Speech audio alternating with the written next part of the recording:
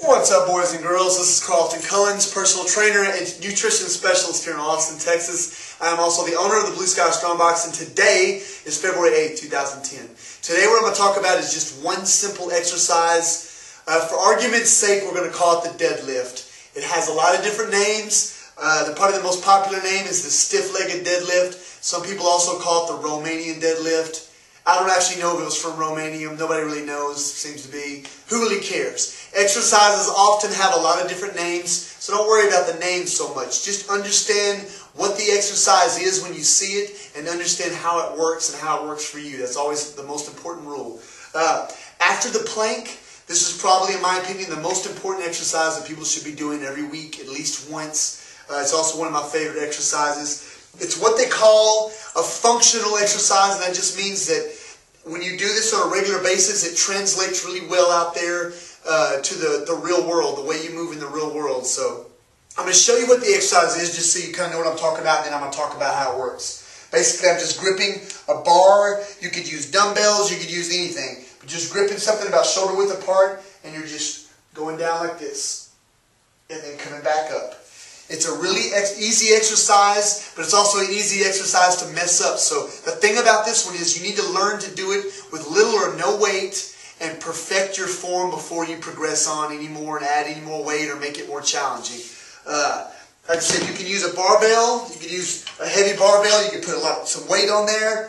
You could use just simple dumbbells. We'll use simple dumbbells right now. So basically the exercise, if you're holding your hands about shoulder width apart, don't slouch like this. Straight up with your back, shoulders back, head and tucked back, and your feet are about shoulder width apart. You're going to have a little bit of bend in your knee, not like bending like this, but just a little. Basically, your knee's not going to be locked out. Locked out is bad. You want to be just slightly bent, which they call soft knee, and you're going to basically push the bar or the dumbbells straight down on top of your foot.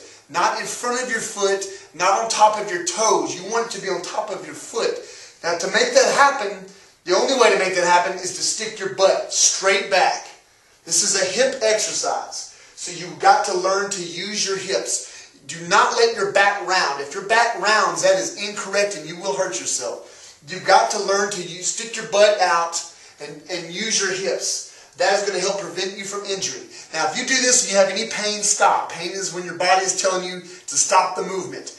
If you can't go down as far as you think you want to go or you need to go, that's okay. Start slowly. You're eventually going to develop the flexibility and the endurance and the strength to do this over time. So just start slow.